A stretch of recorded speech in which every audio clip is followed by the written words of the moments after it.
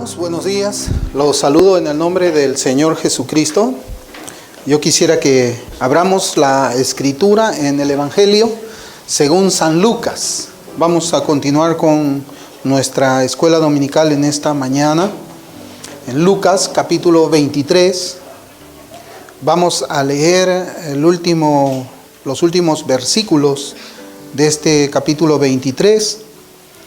Desde el versículo 50 hasta el versículo 56. Ya vamos la próxima semana, con la ayuda de Dios, a comenzar a estudiar el último capítulo de este hermoso evangelio de la palabra del Señor.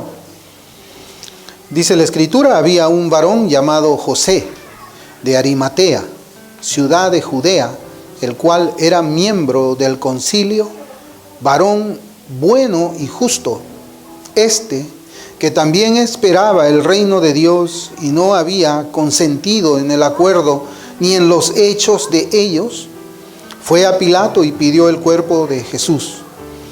Y quitándolo, lo envolvió en una sábana y lo puso en un sepulcro abierto en una peña, en el cual aún no se había puesto a nadie. Era día de la preparación y estaba para comenzar el día de reposo.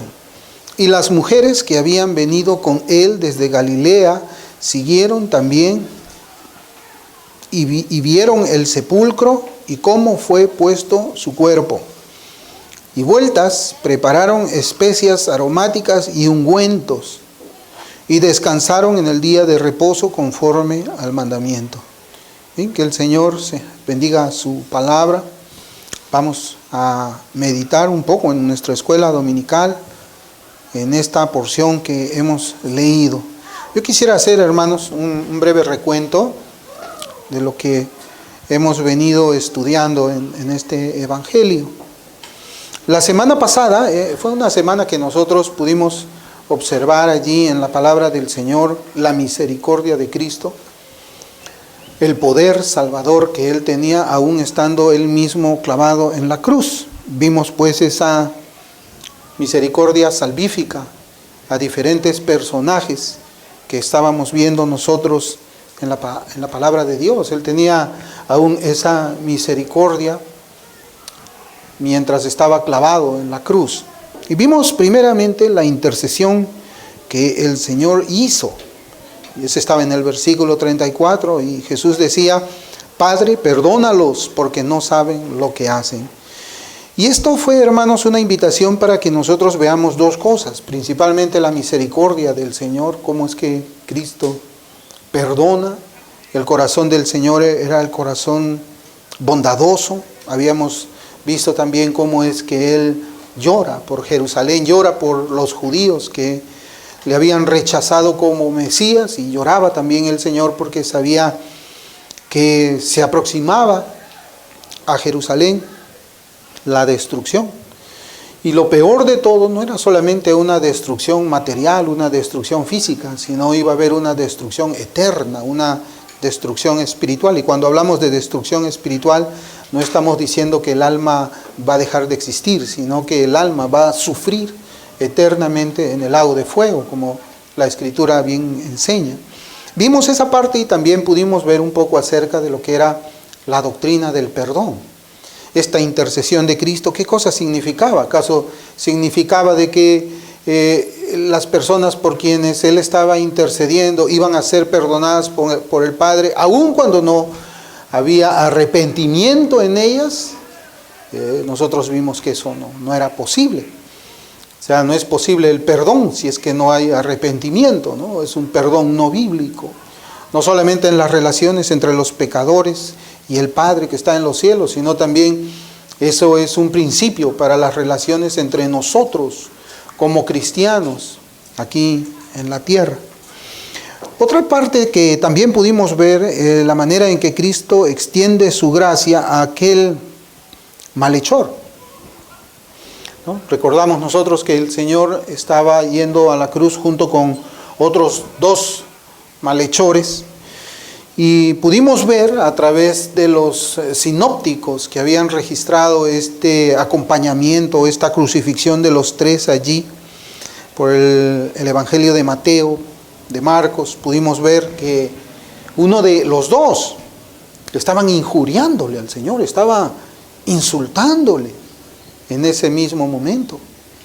Y podemos decir, hermanos, que el tiempo en el cual el Señor Jesús estuvo en la cruz fue aproximadamente 3 horas, desde las 12 más o menos hasta las 3 de la tarde.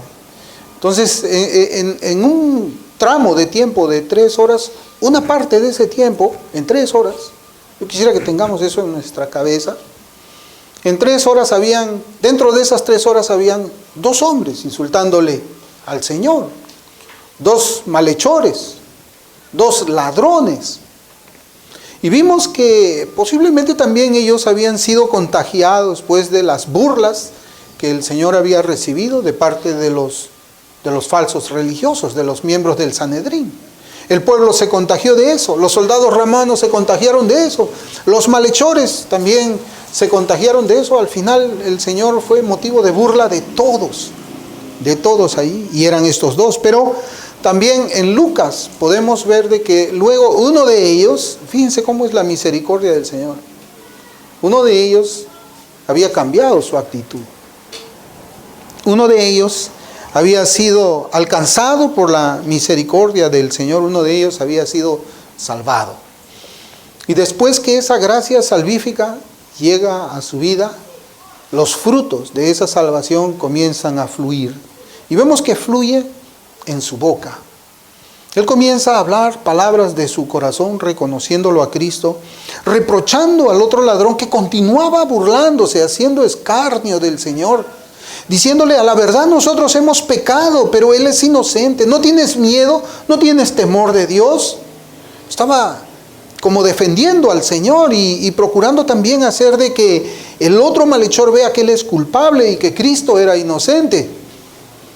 Pero no solamente ahí, sino que el Señor, el Espíritu Santo, de alguna manera maravillosa, le hace hablar palabras escatológicas a este malhechor que estaba arrepintiéndose. Vemos que primero lo reconoce a Cristo como Señor, un Señor que tiene un reino. Y le dice: cuando venga tu reino en tu consumación, en la consumación de ese reino, acuérdate de mí. Hazme entrar a ese reino. Yo quiero también servirte, quiero ser parte, quiero estar contigo cuando tú estés reinando. Yo voy a ser tu súbdito, tu esclavo, tu siervo. Y el Señor le dice: bueno, hoy mismo, de cierto te digo que hoy estarás conmigo en el paraíso. Hoy. Entonces ahí vemos también cómo es que el Señor tiene misericordia y le salva a alguien que le había estado ofendiendo. Y esto, hermanos, también debe hacernos tal vez recordar que esa misma misericordia el Señor tuvo con nosotros. Durante muchos años vivimos ofendiéndole, hemos vivido como si Él estuviera muerto, hemos vivido como si no nos importaran sus mandamientos. Y a pesar de todos esos insultos a Él, el Señor nos salva, nos rescata, tiene misericordia, se apiada de nosotros, muere por nosotros en la cruz. Finalmente nosotros vemos al Señor que inmediatamente después de que Él entrega el Espíritu, cuando Él muere, esa gracia que el Espíritu Santo pues pone en el corazón del pecador, alcanza también al centurión que había estado al mando de esa crucifixión. Acuérdense, un centurión estaba al mando, era como el capitán allí, y los demás eran los soldados que tenían que obedecerle en las órdenes de matar al Cristo. Y él dice: wow, verdaderamente este hombre era el Hijo de Dios. Así lo dice Marcos. Este hombre era el Hijo de Dios. Era verdad lo que él decía de sí mismo, era mentira, tanta calumnia que le habían hecho la clase religiosa. Y esto nos hace acordar un salmo, el Salmo 78, versículo 38, mire cómo dice ahí: Pero Él, misericordioso, perdonaba la maldad y no los destruía. Y apartó muchas veces su ira y no despertó todo su enojo. Esto nos hace pensar acerca de la misericordia del Señor, ¿no? Bueno, el Señor, vimos finalmente que Él murió en aquella solitaria cruz. Y es preciso que nosotros consideremos también en nuestra mente un dato de la historia que nos refiere a los soldados romanos como expertos en esta clase de tortura hasta la muerte. Ellos conocían cuándo es que una persona había muerto. No era que se les podía engañar, no era que Cristo se había desmayado, como algunos pues neciamente quieren decir, que Él se había desmayado y no había muerto y no resucitó en realidad, ¿no? Entonces los soldados romanos eran unos torturadores, unos asesinos expertos. Ellos llevaban crucificando a muchas personas, no solamente al Cristo. Antes de Cristo también ellos ejecutaban la crucifixión como una ejecución de una sentencia de muerte. Entonces ellos eran expertos, por decirlo de alguna manera.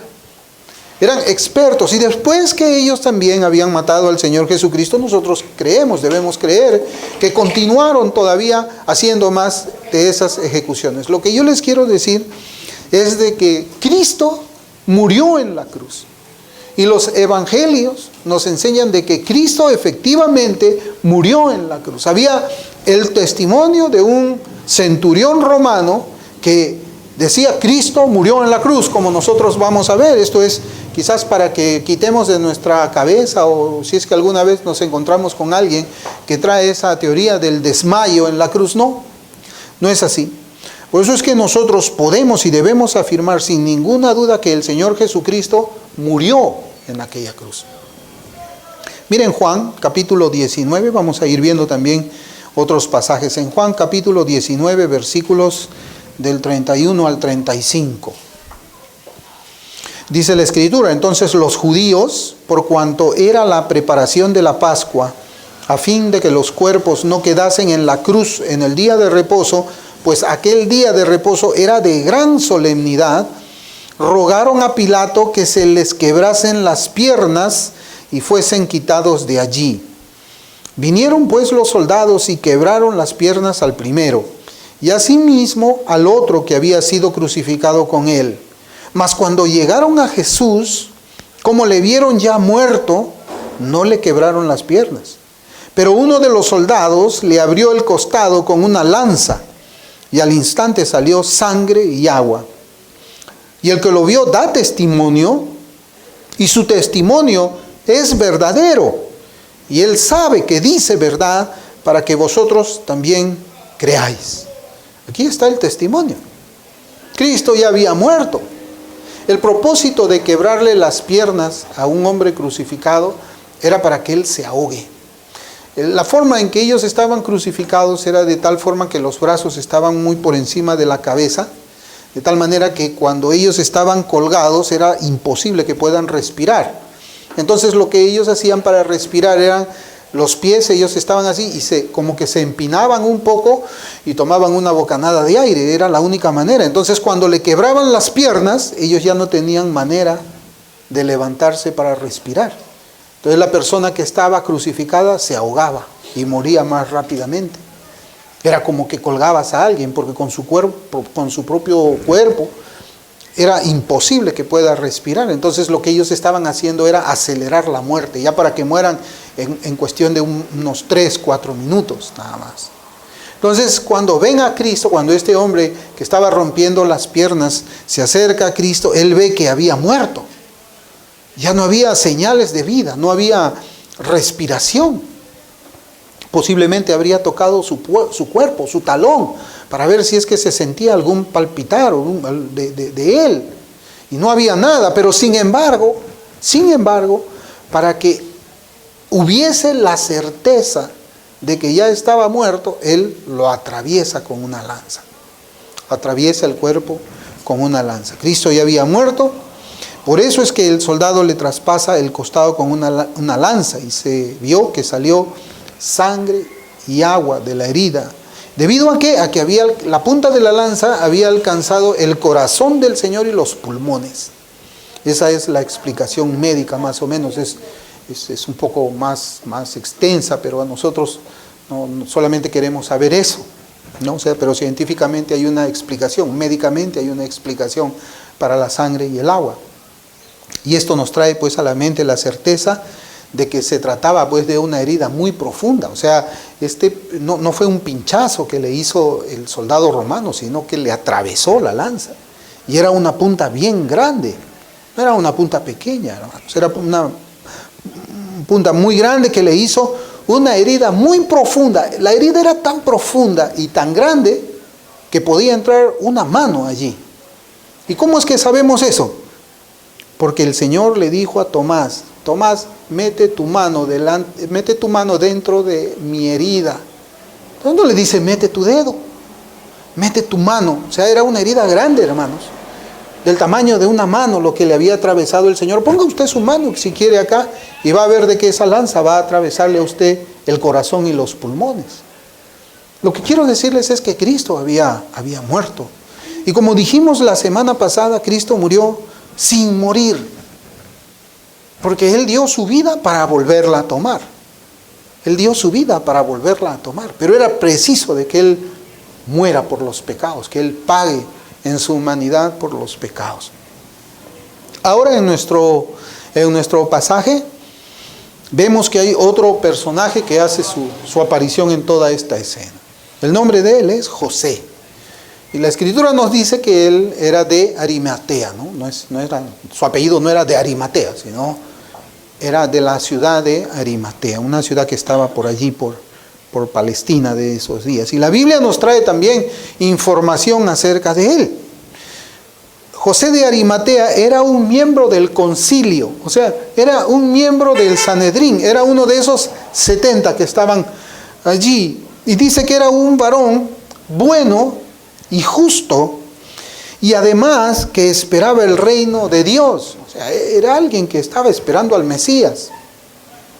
Él estaba esperando al Mesías. Y también nos dice la Escritura que no había consentido en el acuerdo ni en los hechos de los otros miembros del Sanedrín. Eso es lo que dice la palabra del Señor en el versículo 51, en el 50 y en el 51 del capítulo 23, dice: que también esperaba el reino de Dios y no había consentido en el acuerdo ni en los hechos. O sea, él no estaba de acuerdo con esa manera impía de juzgar al Señor, levantando mentiras, trayendo testigos falsos. Él no estaba de acuerdo con eso. Era un hombre justo, dice. Era un hombre bueno, era un hombre que era temeroso de Dios. Y es imposible de que él hubiese podido estar de acuerdo. Un creyente no puede estar de acuerdo ni participar en una confabulación como la que ellos habían hecho. Y pues esto nos enseña de que José era un discípulo del Señor. Él era un discípulo del Señor, quien por temor de los judíos no lo expresaba de una manera pública. No lo expresaba de una manera pública. O sea, hermanos, tenemos que verlo nosotros un poco más. Quizás cuando leemos estas cosas, nuestro pensamiento va más allá y dice: wow, ser un discípulo del Señor en esos días tenía peligro de muerte. Era muy peligroso ser un discípulo, pero José de Arimatea era un discípulo de él. No era un discípulo como que le seguía como los 11 le siguieron al Señor, pero era un discípulo. Sin embargo, las Sagradas Escrituras también nos enseñan que es imposible que un creyente verdadero permanezca en secreto por mucho tiempo. Llega el momento en que el Espíritu Santo lo mueve a confesar a Cristo de una manera pública y abierta, ¿no? Entonces, no existe pues el cristiano del servicio secreto, ¿no? Que nadie se da cuenta que es cristiano. Es imposible, porque en realidad la fe cristiana no tiene pues servicio secreto, no tiene. Es imposible que, es como un árbol, es imposible que un árbol bueno no dé fruto. Si usted pues planta un árbol de naranja, cuida el árbol de naranja, lo riega, lo abona, le quita las cositas que hacen daño al árbol, es imposible que ese árbol no dé fruto, ¿no? Es algo natural, es algo que no se puede esconder, es algo que no se puede contener. El fruto necesariamente tiene que mostrarse, tiene que salir, tiene que verse en un momento. Mire cómo es que habla el Evangelio de Marco, de la manera como es que José de Arimatea se acerca a Pilato. Está en Marcos 15:43. 15:43. Vaya buscándolo ahí en Marcos capítulo 15, versículo 43. Por ejemplo, vemos aquí de que Lucas dice, fue a Pilato y pidió el cuerpo de Jesús. Bueno, sí, es verdad. Fue a Pilato y pidió el cuerpo de Jesús. Pero Marcos nos trae a nosotros más detalle de cómo es que fue José a pedir el cuerpo del Señor. Marcos 15:43 dice, José de Arimatea, miembro noble del concilio, que también esperaba el reino de Dios, vino y entró osadamente a Pilato y pidió el cuerpo de Jesús. Es maravilloso, hermanos. En un momento, nosotros podemos ver en un momento de que él tiene miedo de los judíos. Él no confesaba todavía su fe cristiana, no confesaba que él era un discípulo del Señor, pero ahora vemos otro José. Ahora no estamos hablando de los judíos, sus amigos. Bueno, amigos en el sentido en que eran colegas, porque él era miembro de los 70, él comía con ellos, él hablaba con ellos, entraba con ellos al templo, salía con ellos del templo. A esas personas que de alguna manera tenían una relación religiosa con él les temía, pero de ahí va a donde Pilato, el gobernador, alguien que estaba por encima de ese concilio, alguien con quien él no tenía ninguna relación, y entra osadamente, entra valientemente, entra audazmente y le pide a Pilato, dame el cuerpo de Cristo.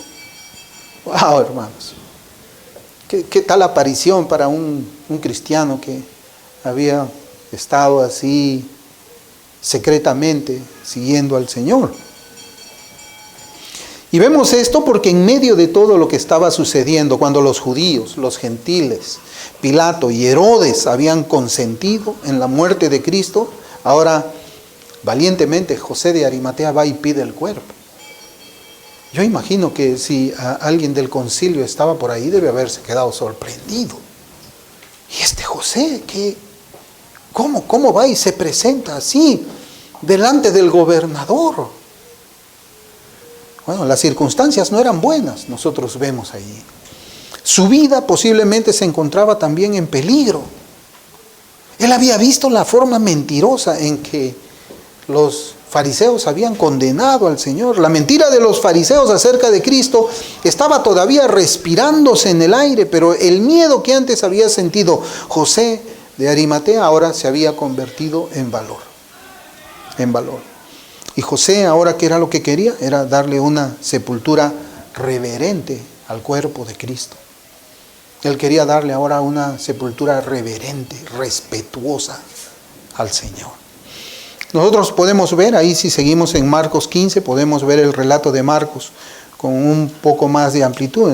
Ahora leemos desde el 43 al 46, dice, José de Arimatea, miembro noble del concilio, que también esperaba el reino de Dios, vino y entró osadamente a Pilato y pidió el cuerpo de Jesús.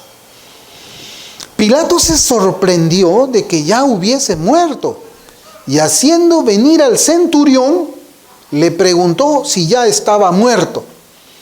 E informado por el centurión, dio el cuerpo a José, el cual compró una sábana, y quitándolo, lo envolvió en la sábana y lo puso en un sepulcro que estaba cavado en una peña, e hizo rodar una piedra a la entrada del sepulcro.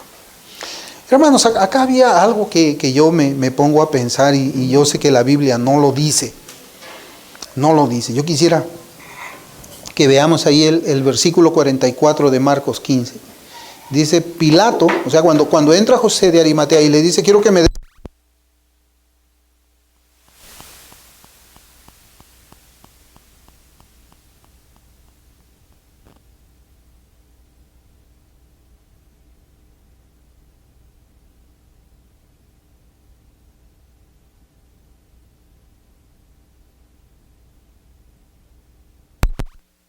en el sepulcro que estaba cavado en una peña.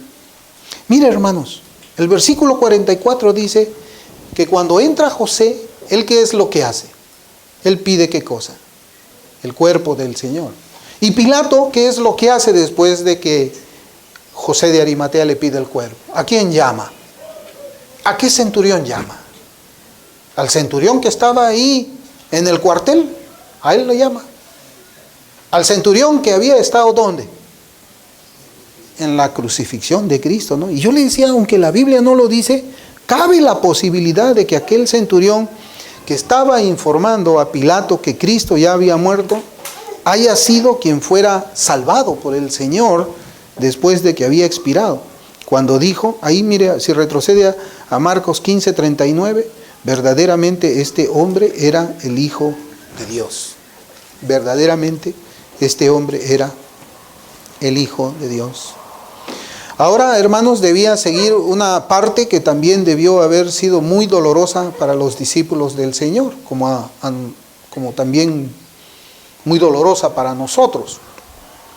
Aunque no estuvimos allí, nosotros hemos venido sintiendo muchas cosas acerca de cómo es que fue el juicio que le hicieron al Señor Jesús. No estuvimos allá, pero nos sentimos indignados de la forma como es que los falsos religiosos llevaron a cabo ese juicio, cómo es que se presentaban mentiras contra él, cómo es que se traían testigos falsos, cómo es que era ese deseo ferviente de condenar a un inocente sin importar la manera de hacerlo, usando el pecado, usando la mentira, usando falsos testimonios. Nos sentimos mal. Y cuando hemos comenzado a ver la gracia del Señor en la cruz, que Él comienza a pedir misericordia para quienes le estaban crucificando, nos sentimos nosotros también tocados en nuestros corazones acerca de la misericordia de Dios, en que aún el Cristo, estando sufriendo, agonizando, estaba salvando a pecadores. Es algo que nos sorprende, ¿no? La misericordia del Señor. Pero ahora tiene que venir otra parte que es diferente. Otra parte que también nosotros debemos de observarla, meditar, y esa meditación también seguramente va a tocar nuestras fibras más sensibles. Para que el cuerpo del Señor sea entregado a José de Arimatea había que hacer varias cosas.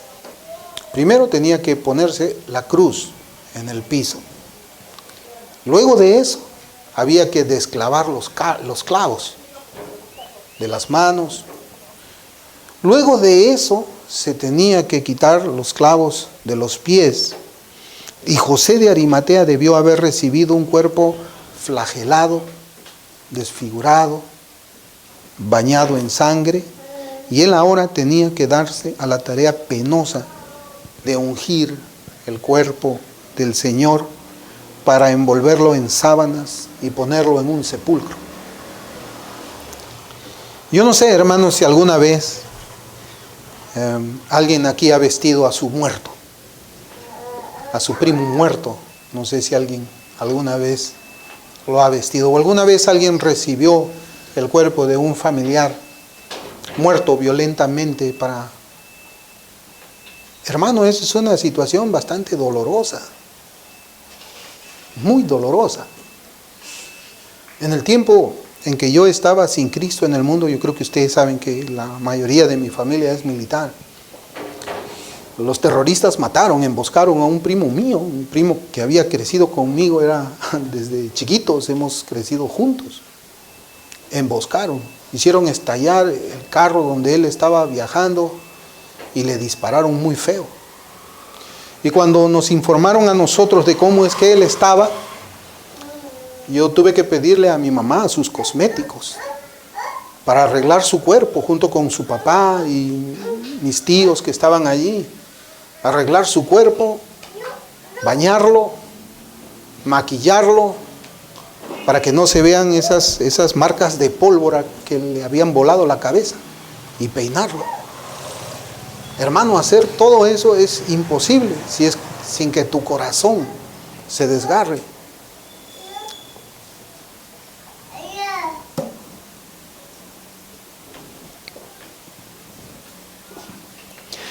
yo pensaba en cómo debía haber sido para José recibir el cuerpo de su Señor. La piel arrancada. Sus ojos no se verían, no porque estaban cerrados, sino hinchados, desfigurados, ensangrentado, golpeado sádicamente. La escena debió haber sido muy impactante para cualquier ser humano ver a otro ser humano en esa condición. Pero José de Arimatea no estaba solo allí cuando él recibió el cuerpo del Señor. Es cierto que nosotros vemos ahí en la Escritura que los discípulos, los 11, no estaban allí. Pero habían otros 2 discípulos que sí estaban ahí. José de Arimatea y otro más, Nicodemo. Nicodemo también estaba allí. Aquel que se acercó a Cristo de noche para conversar y aprender de Él también estaba allí. Miren, Juan capítulo 7, versículos 50 al 52. Juan también nos está describiendo aquí cómo es que fue esa escena. Dice él: les dijo Nicodemo, el que vino a él de noche, el cual era uno de ellos, ¿juzga acaso nuestra ley a un hombre si primero no le oye? ¿Y sabe lo que ha hecho? Respondieron y le dijeron: ¿eres tú también Galileo? Escudriña y ve que de Galilea nunca se ha levantado profeta. Es tremendo. Él tenía una actitud, sí, de abiertamente decir: ¿sabes qué? Tú estás cometiendo cosas malas. Y aunque no es nuestro tema, aquí estos hombres le dicen: ¿eres tú también Galileo? Escudriña y ve que de Galilea nunca se ha levantado profeta. Eso era mentira, hermanos.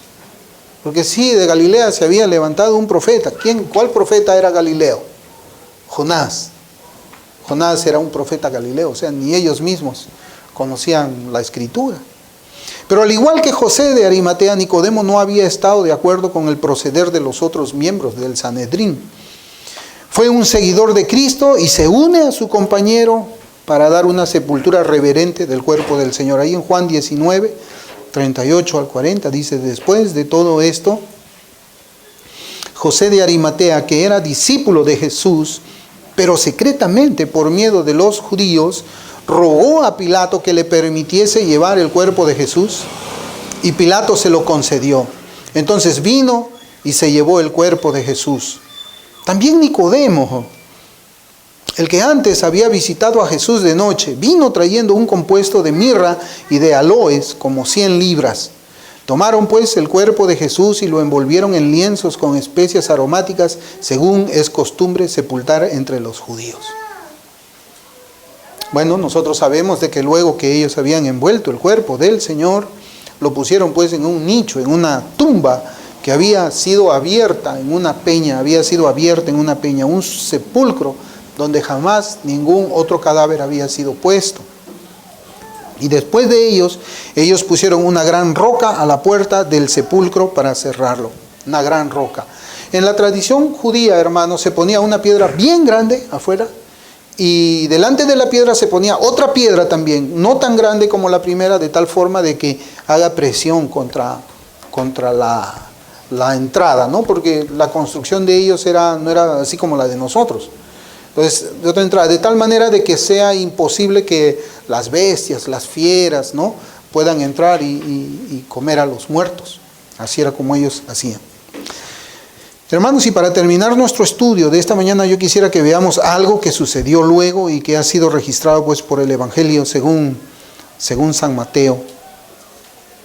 En Mateo, yo quisiera que vayamos ahora al capítulo 27 de Mateo. Leamos el versículo del 62 al 66, algo que no vemos aquí en Lucas. Lucas ahora en el capítulo 24 va a hablar acerca de la resurrección. Pero en Mateo 27 se nos habla de algo que también había ocurrido. Dice: al día siguiente, que es después de la preparación, se reunieron los principales sacerdotes y los fariseos ante Pilato, diciendo: Señor, nos acordamos que aquel engañador dijo, viviendo aún, después de 3 días resucitaré.